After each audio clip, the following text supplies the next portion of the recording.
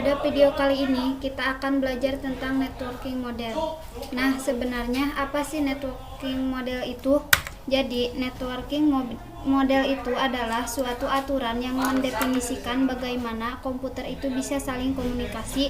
Untuk saat ini, networking model yang sangat terkenal itu ada dua, yaitu TCP/IP dan OSI. Nah, kalau teman-teman sudah pernah belajar tentang komputer network atau jaringan komputer, saya yakin teman-teman sudah pernah dengar antara dua networking model ini. TCP/IP atau OSI biasanya yang sering banget dipelajari itu adalah OSI layer. Nah, kalau misal teman-teman belum pernah dengar sama sekali, gak apa-apa. Di sini saya akan jelaskan secara mendalam. Jadi, sekali lagi, fungsi dari networking model itu adalah suatu aturan yang mendefinisikan komputer agar bisa saling komunikasi dengan komputer lain. Ini adalah apa yang terjadi jika networking model belum ada. Jadi, sebelumnya TCP/IP dan OSI layer itu lahir. Ini yang terjadi yaitu setiap vendor dia memiliki networking model masing-masing. Contohnya pada tahun 1974 IBM membuat networking model miliknya sendiri, yaitu System Networking Architecture atau biasa disingkat dengan SNA. Dan vendor-vendor lainnya itu juga membuat networking model memiliki sendiri-sendiri. Nah, masalahnya di sini adalah jika di suatu jaringan komputer itu terdiri dari beberapa vendor, yaitu jadi contohnya di sini kita memiliki IBM, kemudian kita memiliki vendor 1 misalnya, dan kita juga memiliki vendor 2, entah itu vendornya apapun. Nah, jika suatu jaringan komputer terdiri dari beberapa vendor seperti ini, maka kita akan kesulitan untuk menghubungkan antar vendor ini. Ya, jadi contohnya, misal kita ingin menghubungkan antar vendor 1 dengan IBM, kemudian ingin menghubungkan IBM dengan vendor 2, ingin menghubungkan vendor 1 dengan vendor 2, dan seterusnya. Nah, itu akan kesulitan. Kenapa? Karena mereka semua memiliki networking model yang berbeda-beda. Contohnya, IBM tadi membuat networking model miliknya sendiri, yaitu SNA atau System Network Architecture. Kemudian, vendor 1 juga tentu saja punya networking miliknya sendiri. Misal, anggap aja namanya A. Kemudian, vendor 2 juga punya networking model miliknya sendiri. Anggap aja B misal. Nah, karena setiap vendor itu memiliki networking model yang berbeda-beda, maka komunikasi antar vendor itu sulit dilakukan. Sangat sulit, bahkan jadi effort untuk membangun suatu jaringan komputer kalau terdiri dari banyak vendor itu sangat gede. Kemudian, datanglah open networking model yang ditujukan untuk menjembatani komunikasi antar vendor tersebut. Jadi, tujuannya adalah nanti semua vendor itu menggunakan networking model yang sama, entah itu OSI ataupun TCP/IP.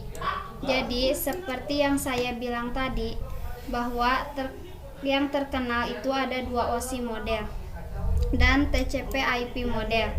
OSI model itu dibuat oleh ISO dan TCP/IP model dibuat oleh US, Department of Defense atau DoD. Nah, untuk saat itu yang paling banyak digunakan atau bahkan yang digunakan itu hanya TCP/IP. Jadi, OSI model itu sekarang sudah gak ada yang make, meskipun mungkin beberapa teman-teman banyak yang mendengar tentang OSI model dibanding TCP/IP model. Namun kenyataannya untuk saat ini yang digunakan itu hanya TCP/IP. Sudah tidak ada yang menggunakan OSI. Tapi tujuannya sama sebenarnya, yaitu mendefinisikan apa itu bagaimana agar komputer antar vendor itu bisa saling komunikasi dengan mudah.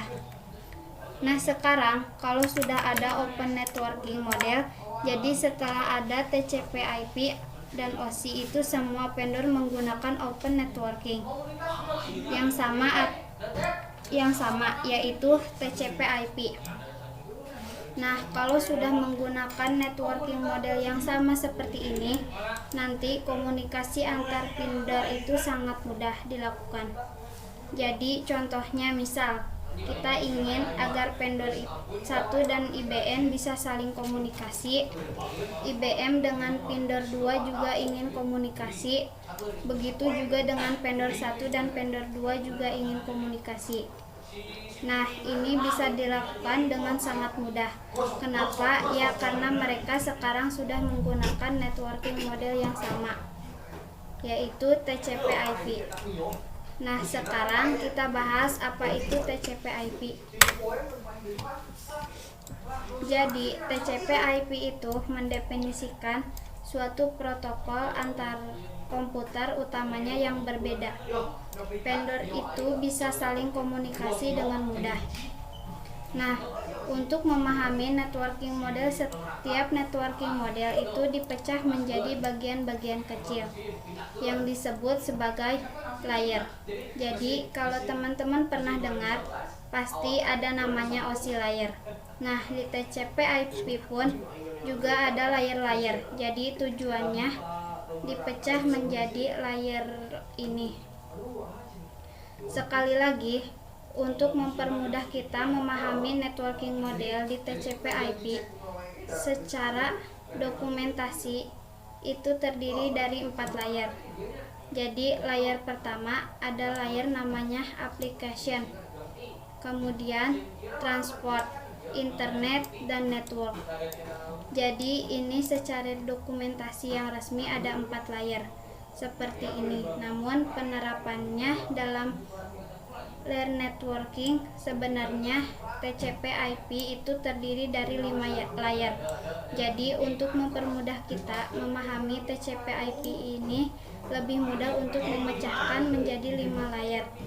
Begitu juga dengan ketika teman-teman mensertifikasi CNA di Cisco pun dia menganggap bahwa di TCP/IP itu dipecah menjadi 5 layar. Fungsinya adalah untuk mempermudah kita memahami tentang TCP/IP ini. Nah, layer-layernya yaitu ada application atau transport, ada network, ada data link, dan ada physical. Nah, pada video-video berikutnya kita akan membahas lebih detail tentang layer ini. Oke, saya rasa cukup untuk video kali ini. Sampai jumpa di video berikutnya.